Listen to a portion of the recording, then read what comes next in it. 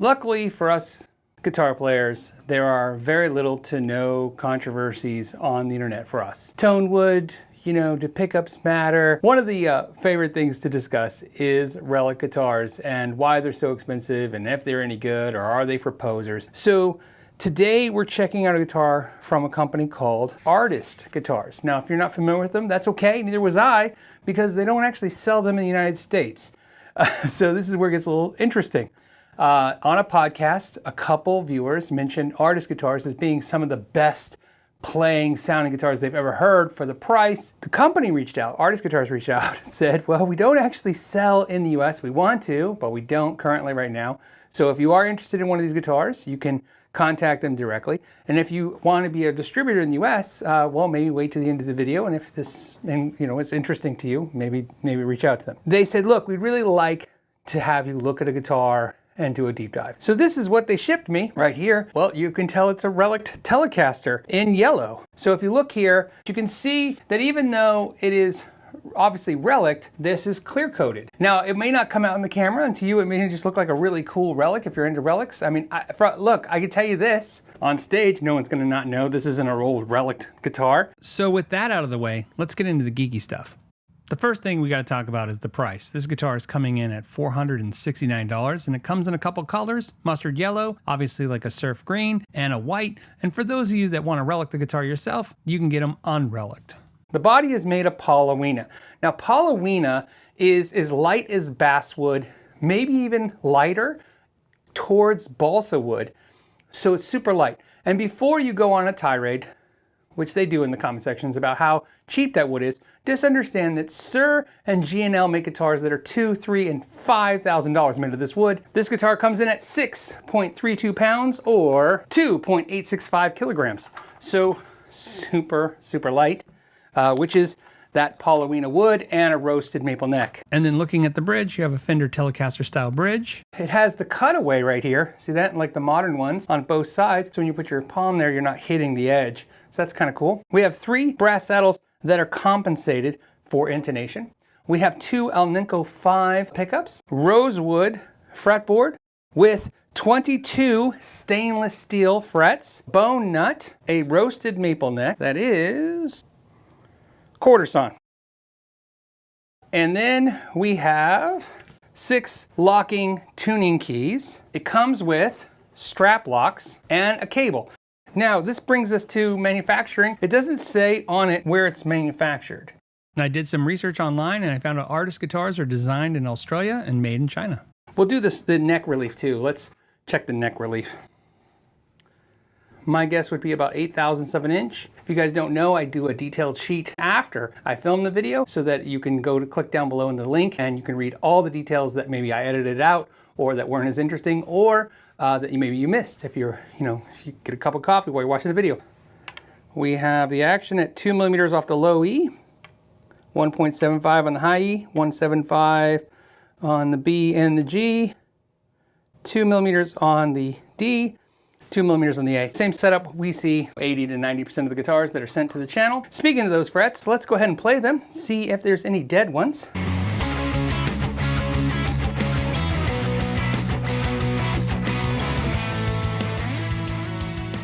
Okay, so no dead notes, no issues there.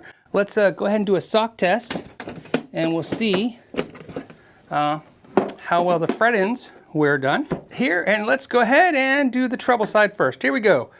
Going this way, up and down. Look here, and we're gonna say that's a 5 out of 5. Doing the bass side. Ooh, a little bit more. A little bit, look at that. So a little hard to tell, but a little bit right there. 4.5 out of 5. Something else to mention is that this guitar has been here for 2 months. So it's definitely had its opportunity to shrink in the Arizona climate. Let's take a look at this bridge because we also want to do a sock test there and see how that is.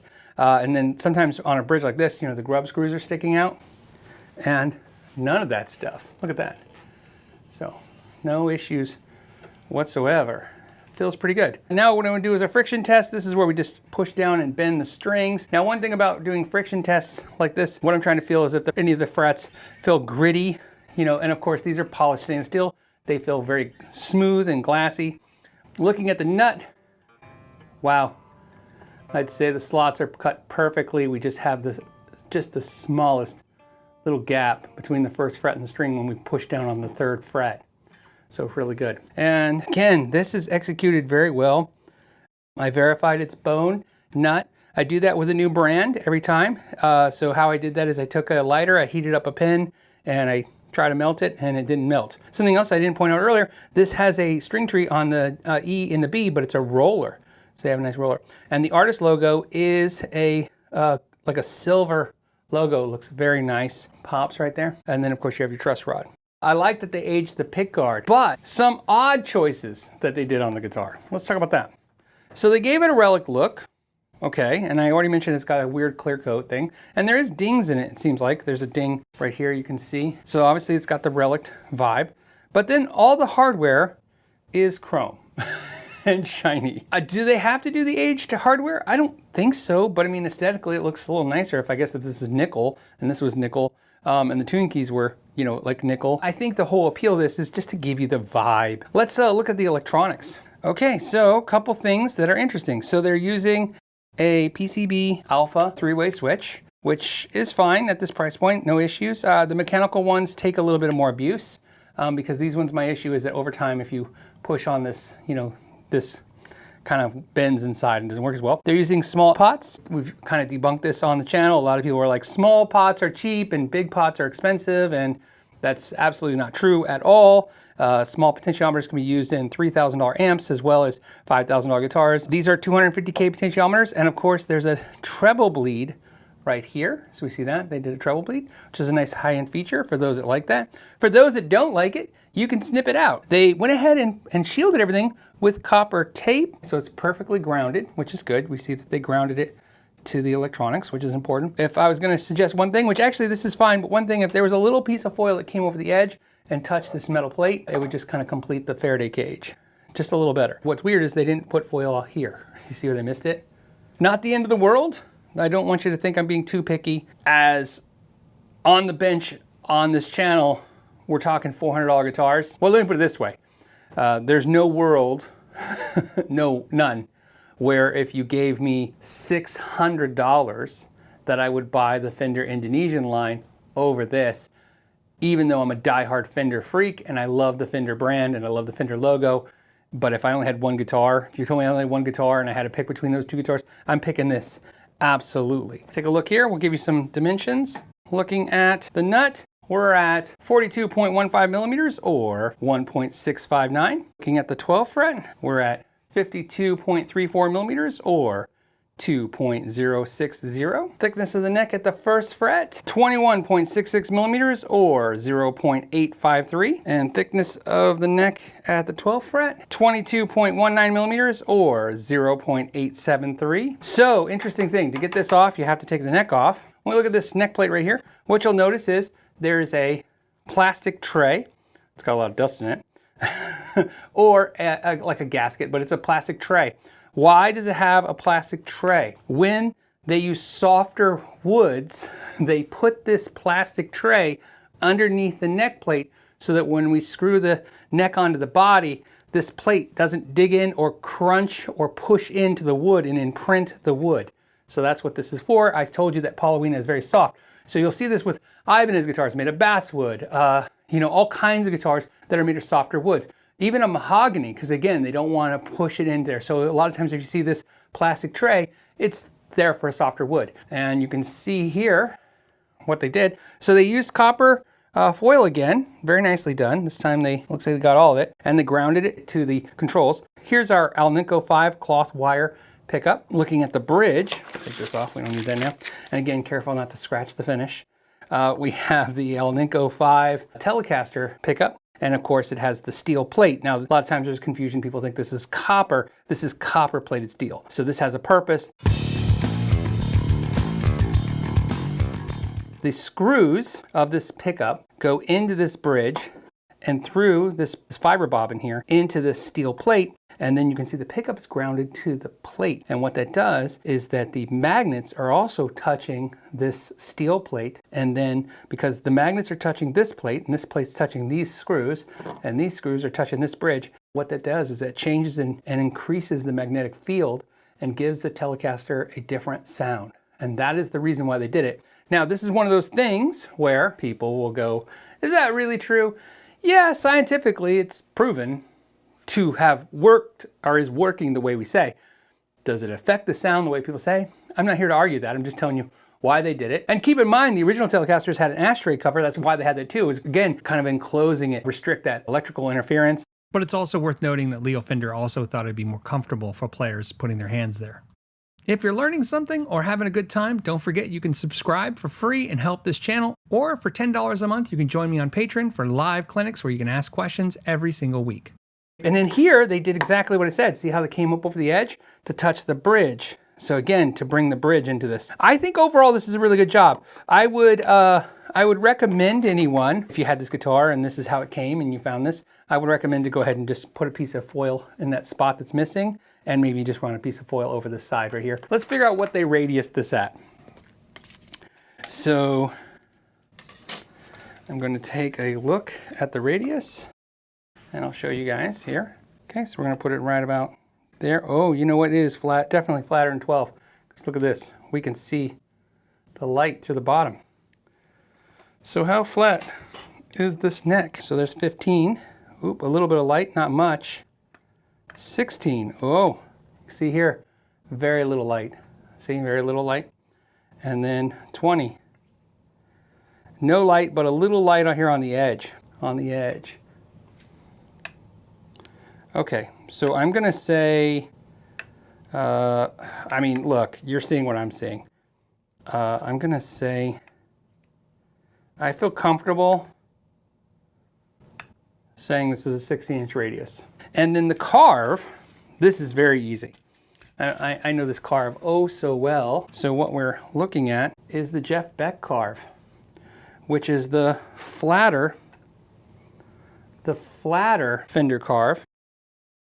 Oh, look at that. So what we have is a Fender carve with a little bit more of a U, okay? It's a little flatter. So still feels very C carve. I'd say the neck is the best part of this guitar for sure. The pickups, we'll have to see how they sound. Okay, so let's go ahead and check these pickups. Looking at the bridge, we're reading at 11.39K, and the neck is coming in at 9.54.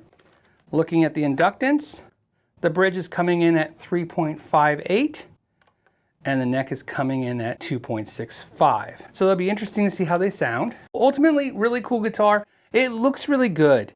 Like I said, my only critique is the clear coating underneath this finish is kind of an odd choice, but as you guys see, it looks cool. It's doing the part.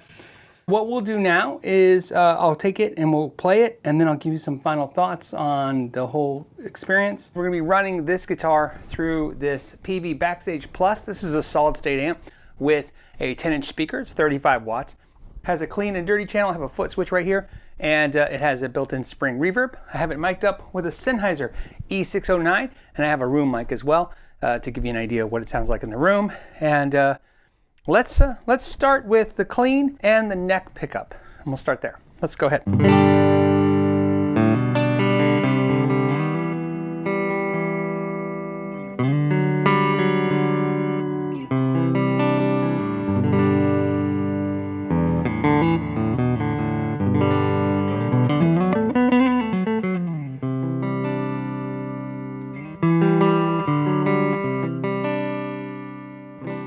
Between the stainless steel frets, the light Paulownia body, and the brass saddles, the guitar has a lot of bright sound to it.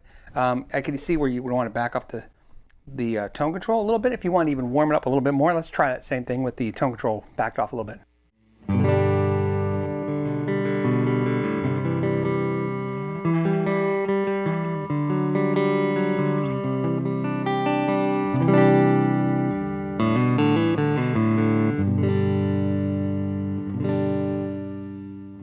All right, so that sounds really good. Something to point out now is that the guitar is very top heavy. It's because the body is so light. If you let go, it nosedives. If you put the strap on, it does the same thing. It just kind of goes down the ground. It's just because the neck is so much more heavy than the body. So it's not unruly. Obviously, holding like this, it's not heavy enough. That's the big thing. Sometimes the guitar nosedives, but sometimes you feel like it's just pulling down on you.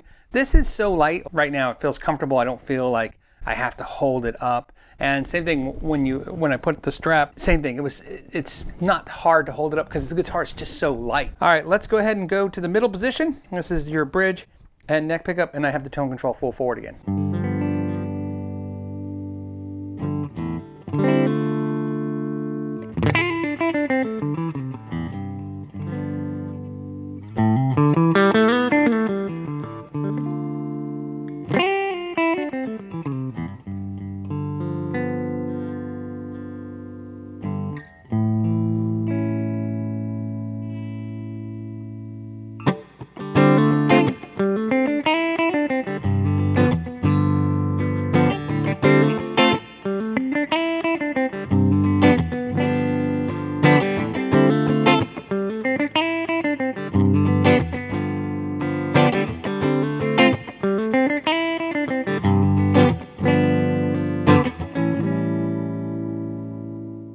That's the star of the show so far. That just sounds really balanced and nice.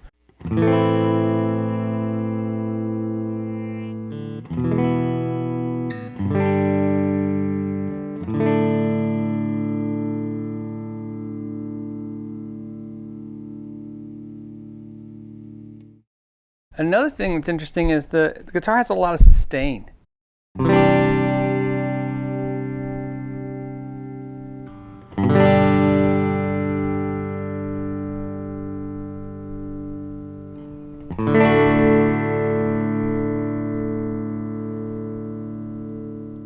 Let's go ahead and do the bridge pickup.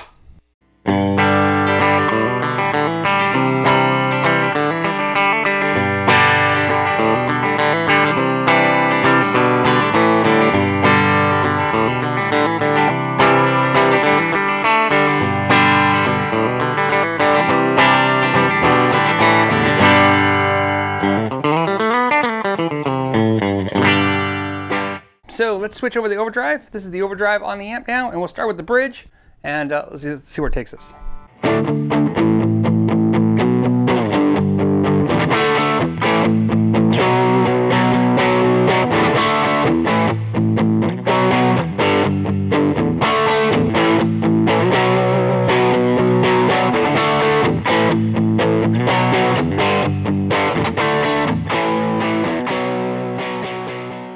Let's do the neck pickup and we'll see how that sounds.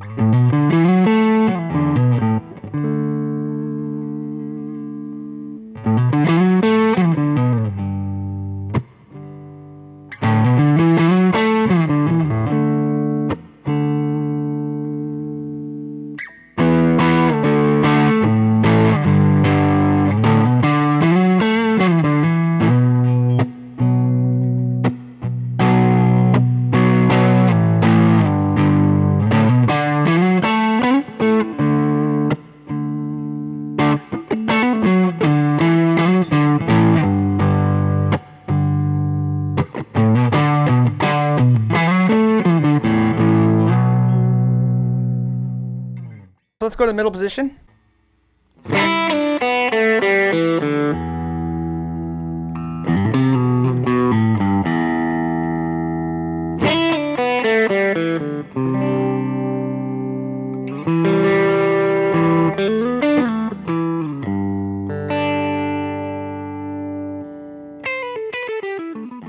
This guitar is a fantastic instrument for the price point. At $449 US at the time of filming this video. The componentry alone in this guitar is fantastic. Some companies just throw the features and say, hey look, we gave you quality components, you do the fit and finish work and you'll have a great guitar. And a lot of guitar players are aware of that. You know, put in some time polishing the frets, put in some time adjusting, you know, the truss rod and doing the setup, which is very normal. But also like a little bit more, maybe some nut work. And then throw in some of your favorite pickups that sound pretty good. This guitar was fantastic out of the box. My one critique, of course, of the Relic was that you're looking at a clear coat finish over the wood. If this didn't have the clear coat here, and it was raw, and if this said Fender, even if it was made in China, I would say $7.99 to $8.99 is what Fender would charge for this. And so, and I really believe that. And I bet you it wouldn't cost them a single penny more to make it. In fact, it'd probably be less because they can do bigger volume. But I just can't imagine Fender would ever do this. They would never give you a quarter sawn roasted neck with locking keys, bone nut, rosewood fretboard, stainless steel frets, Relic. It's not ever going to happen. It's just not going to happen at probably any price point. This is a great idea. It looks old from a distance, right? It's just here to fool the audience into thinking you got something beat up, but instead you have something very modern, very playable. I hope they get distribution in the US soon. And for those of you that are interested in these guitars, go to their website. You'll notice, I think you have to go on their website and don't hit the US icon. You have to hit Australia to see the guitars. I don't know if they'll ship them to the US, but at least you're aware of the brand now, and maybe you could reach out to them. On that note, I want to thank everybody for hanging out to the end of the video. It always matters a lot to me. And until the next time, know your gear.